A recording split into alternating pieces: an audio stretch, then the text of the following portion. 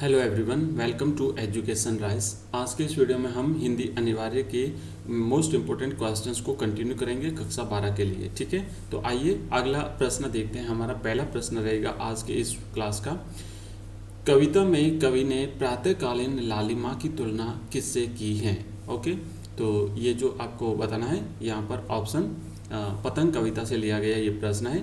पहला है खरगोश की आंखों से, ऑप्शन 2 है चंद्रमा की चांदनी से, ऑप्शन 3 है दीपक की लौ से, और ऑप्शन 4 है रक्त की लालिमा से।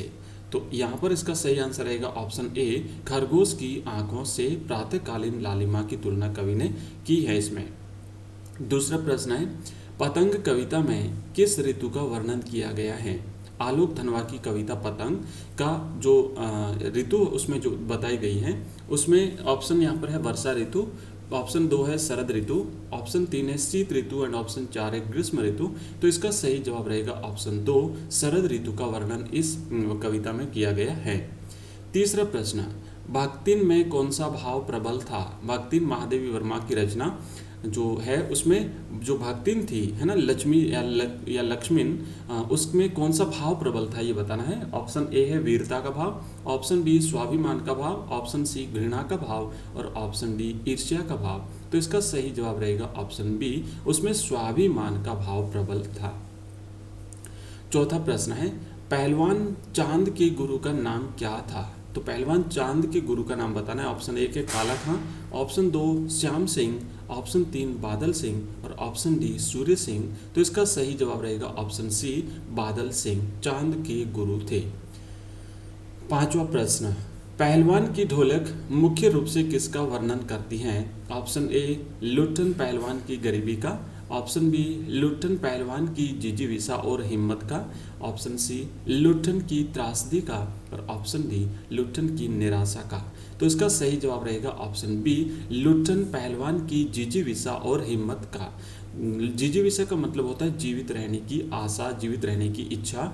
ठीक है, तो ये जो पहलवान की ढोलक है इसमें पहलवान अंतिम क्षण तक है ना, अपनी बीमारी के बावजूद, अपने बेटों की मृत्यु के बावजूद अंतिम क्षण तक जो है वो उस लगातार उस ढोलक को बजाता रहता है, लोगों में एक प्रकार से जोश और हिम्मत भरने के लिए, लोगों को कुछ ताजगी देने के लिए। तो इसीलिए इसका राइट आंसर रहेगा ऑप्शन बी, लुट्ठन पहलवान की जिजीविषा और हिम्मत का वर्णन जो है वो इसमें किया गया है। अब हम देखेंगे लघुत्रात्मक प्रश्न। तो इसमें हमने सभी प्रकार के प्रश्न जो है वो लेटेस्ट पैटर्न के अनुसार शामिल किए हैं। तो ये ऑब्जेक्टिव थे और उसके बाद अब लघुत्रात्मक प्रश्न करेंगे। वसंत पाटिल कौन था? वसंत पाटिल लेखक की कक्षा का एक छात्र था जो शरीर से दुबला पतला, शांत स्वभाव का और पढ़ने में बड़ा होशियार था। ठीक है, जूझ कहानी से लिया गया ये प्रश्न है। और इसमें हमने देखा कि वसंत जो है वो कक्षा का एक दुबला पतला छात्र था और साथ ही साथ वो मॉनिटर भी था। ठीक है, नेक्स्ट दूसरा प्रश्न, दूज, ये जूझ है ना, जूझ, ओके, जूझ। जूझ कहानी में दादा ने अपने लड़के को खेती के काम में क्यों लगा दिया?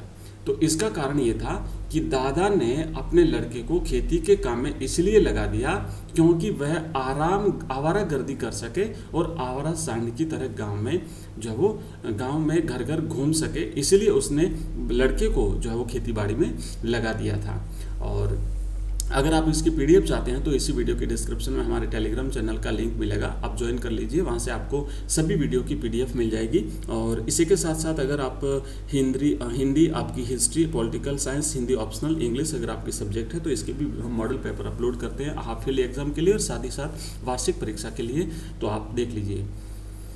नेक्स्ट नवा प्रश्न है शब्दालंकार की परिभाषा उदाहरण सहित दीजिए। तो यहाँ पर हम देखेंगे कि काव्य में, ये काफी नहीं है, यहाँ पर लिख रहा है काव्य में जब शब्दों के द्वारा काव्य में जब शब्दों के द्वारा सौंदर्य उत्पन्न होता है, ठीक है ना, काव्य में जब शब्दों के द्वारा सौंदर्य उत्पन्न होता है तो वहाँ पर शब्दालंकार होता है। उदाहरण के लिए यहाँ पर हम देखेंगे वर को छोड़ दो और वर को ले लो। ये थोड़ा सा टाइपिंग प्रॉब्लम रही है यहाँ पर, रहेगा इसका राइट जो उदाहरण है वो है वर को छोड़ दो और वर को ले लो, इसका सही जो है वो उदाहरण है। नेक्स्ट तरनी तनुजा तट तमाल तरुवर बहु छाए, उपयुक्त पंक्ति में कौन सा अलंकार है? तो इसका सही जो अलंकार है वो है अनुप्रास अलंकार। इसका उत्तर रहेगा कि इस उपयुक्त पंक्ति में अनुप्रास अलंकार का प्रयोग हुआ है। 11वां प्रश्न है, एक दुर्बल और अपाहिज व्यक्ति को कैमरे के सामने लाकर उससे चुभने वाले प्रश्न करने के पीछे कार्यक्रम संचालक का उद्देश्य क्या है? ये जो कैमरे में बंद अपाहिज पाठ है उससे लिया गया प्रश्न है। तो दूरदर्शन वाले एक दुर्बल और अपाहिज व्यक्ति को दूरदर्शन के स्टूडियो में लाकर कैमरे के सामने उससे प्रश्न पूछते हैं। वे प्रश्न पूछ कर उसे तथा दर्शकों को दोनों को रुलाना चाहते हैं। उस अपाहिज को रुलाएंगे और उससे सहानुभूति रखने के कारण दर्शक भी रोएंगे। ऐसे प्रश्न पूछने के पीछे कार्यक्रम के संचालक का उद्देश्य अपने चैनल की लोकप्रियता बढ़ाना और अधिक से अधिक धन कमाना है। नेक्स्ट 12वां प्रश्न है, भाषा के रूप कौन कौन से हैं? संक्षिप्त परिचय दीजिए।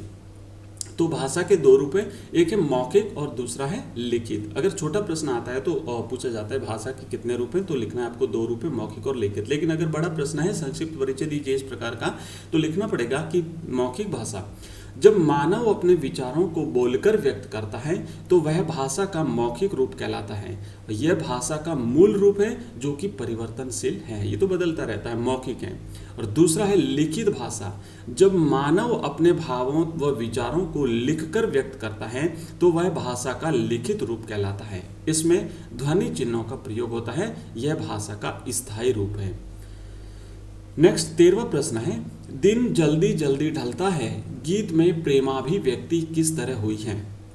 तो उक्त गीत में पथिक द्वारा अपने प्रियजनों के पास जल्दी पहुंचने की चिंता करने से तथा पक्षियों के द्वारा अपने बच्चों के पास दाना चुगा लेकर जल्दी पहुंचने के विचार से कवि ने मधुर प्रेमाभिव्यक्ति की है, जो प्रिय मिलन की याद से पैरों में चंचल गति भर देता है। नेक्स्ट प्रश्न है 14वां, पतंग उड़ाने के लिए शरद ऋतु क्यों उपयुक्त होती हैं? तो यहाँ पर कवि ने पतंग कविता में शरद ऋतु को पतंग के लिए सबसे उपयुक्त माना है। क्या कारण है इसका? पतंग नाजुक कागज और बांस की पतली कमानी से बनती है। वर्षा में भीगने पर वह उड़ नहीं सकती। शरद ऋतु में बादलों से न बूंदें टपकती है और न ही वातावरण में नमी होती है।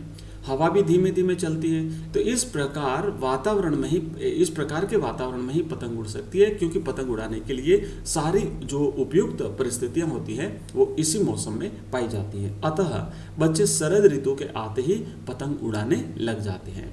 तो धन्यवाद दोस्तों, ये था आज का हिंदी अनिवार्य का वीडियो और इसी प्रकार के वीडियोस हम लगातार जारी करते हैं।